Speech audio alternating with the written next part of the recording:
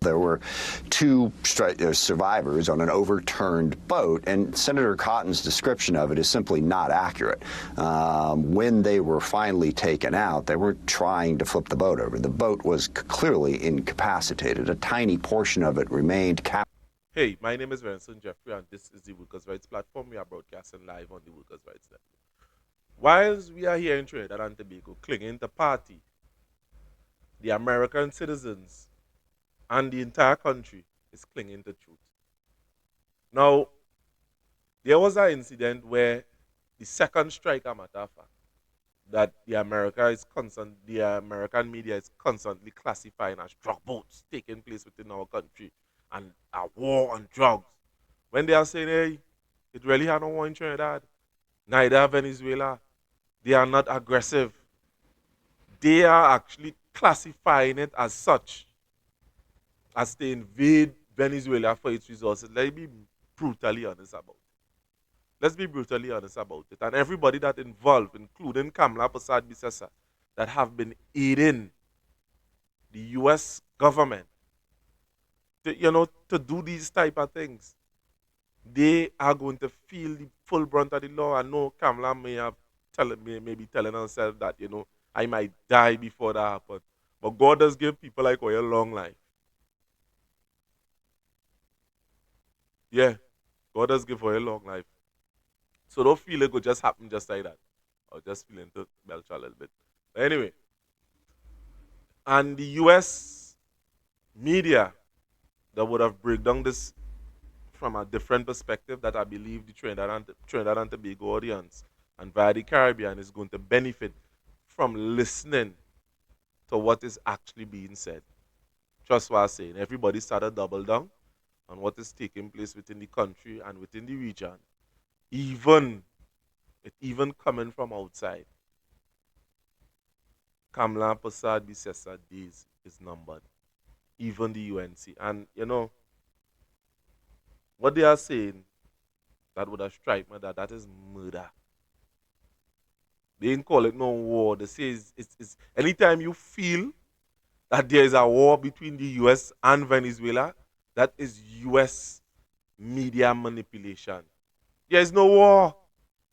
It is the US that is there that is bombing up boats.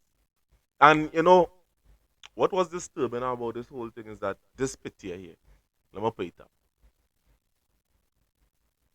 Right. You see the picture? A guy would have actually put his hands up. Two of them put their hands up. And they still bomb them up. They still bomb them up. And that is what our government is supporting here in Trinidad. People, God would have used Moses to lead the people out of Pharaoh's hand. He would have crossed the seas, crossed the desert, give them manna, a pillar of fire leading them by night, the cloud by day, open the Red Sea. And these people and them would have still bent down to worship idols. You see, at the end of the day, I, Renaissance Jeffrey, have to apologize to the community and to the nation by me telling you to trust the UNC. That was the first wrong that I would have done. And I apologize about it because we are seeing now that a lot of people is losing their jobs. A lot. The taxes that they say they're giving, I'm not going go into all of that. Trinidad and Tobago, listen to the video and we'll talk next time. So to you that haven't subscribed to the platform, please do. Subscribe to our platform, Workers' Rights 868, on YouTube, TikTok, on Facebook, and we're on Twitch as well. And there are other channels. I mean, the technician always telling me, boy, write down the script. Next time I go write down the script and I go be able to tell you the Fearless Warrior Network and there's the Slimy Show on YouTube. So, I go write it down and give a little thing more professional. But at the same time, this clip here, need to look into it. Thanks for watching, and do subscribe to our platform. Thanks. Mr. President, you released video of that first boat strike on September 2nd, but not the second video. Will you release video of that strike so that the American people can see for themselves what happened? I don't know what they have, but whatever they have, we'd certainly release. No problem. Since September, the Pentagon struck at least 22 boats in the Caribbean and the Eastern Pacific. We're joined now by Reed Brody, war crimes prosecutor, member of the International Commission of Jurists, and author of the book To Catch a Dictator, The Pursuit and Trial of Hissène Habré. Welcome back to Democracy Thanks, Now!, Amy. Reed. Are these war crimes? Well, if this was a war, they would be war crimes. But because it's not a war, it's murder.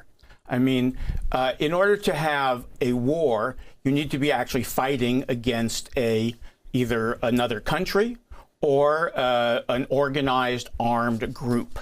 And there has to be a level of conflict such that it is an armed conflict. President Trump has taken a metaphor, the war on drugs or the war against narcos, and tried to convert it into an actual war. But, you know, that's no more valid than saying, OK, we're fighting a war on corruption so we can target alleged insider traders, or we're fighting a war on disinformation so Trump can bomb the BBC. I mean, let's remember that this is a law enforcement operation. The United States can make drug smuggling a crime, as we have. We can interdict these people. We can bring them to the United States. We can prosecute them. If they're found guilty, they go to jail.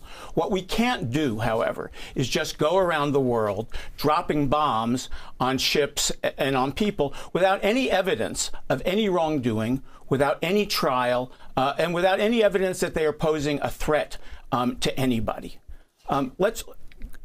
Let me go back to Defense Secretary Pete Hegseth speaking at the Reagan National Defense Forum at the Reagan Library in California. The days in which these narco-terrorists, designated terror organizations, operate freely in our hemisphere are over. These narco-terrorists are the al-Qaeda of our hemisphere, and we are hunting them with the same sophistication and precision that we hunted al-Qaeda. We are tracking them, we are killing them. And we will keep killing them so long as they are poisoning our people with narcotics so lethal that they're tantamount to chemical weapons. Reed Brody. Look, right now as we speak, the former president of the Philippines, Rodrigo Duterte, is facing trial at the International Criminal Court in The Hague for doing exactly what President Trump and Secretary Hegseth have done, killing suspected drug dealers without due process. What we are doing here is murder on the high seas. If these were, if these crimes were being committed in the territorial waters of a country that was a party to the International Criminal Court, the prosecutor could actually bring charges against Donald Trump, Pete Hegseth, and all the people down the chain of command for extrajudicial, not for war crimes because it's not a war, but for murder, for extrajudicial executions. So let me ask you, this happening at the same time last week that President Trump pardoned and released Juan Orlando Hernandez. Now, Juan Orlando Hernandez, the former president of Honduras, was found guilty in a U.S. court. His brother had been found guilty a few years before. His brother sentenced to life in prison. Juan Orlando Hernandez sentenced something like 45, 46 years in prison in a U.S. jail for trafficking cocaine into the United States, using all the levers of the power of the state as president, the military, the police, and facilitating cocaine coming into this country. And quoted in the trial, were those who said, he said, we are going to stuff cocaine up the noses of those gringos. Yeah, I mean, look, these strikes are crimes within an illegal operation in the service of what is really a hoax. I mean, if President Trump was concerned about drugs, I mean, Venezuela accounts for a very small portion of drugs coming into the United States. I mean, most of the fentanyl and other drugs come in on land routes through Mexico, et cetera. I mean, this is no more a war on drugs than, sending National Guard into democratic cities is about fighting crime. Or, attacking free speech on campuses is about, protecting from anti-Semitism. I mean, they're just making this stuff up. And basically they're forcing the debate into, their own terms. So finally, is Trump trying to trigger a Venezuelan Gulf of Tonkin, an excuse for the U.S. to invade Venezuela, the country with the largest oil reserves in the world? Look, I've got no truck for Nicolas Maduro. I mean, this is a man who, who stole elections, who crushes dissent and everything. But what it does appear to be is all of this is a pretext. We're bullying. This is a psychological operation. I don't know that Trump and the MAGA base will actually go in guns a-blazing to Venezuela. But I think that this is not about drugs. I think this is about bullying and intimidating.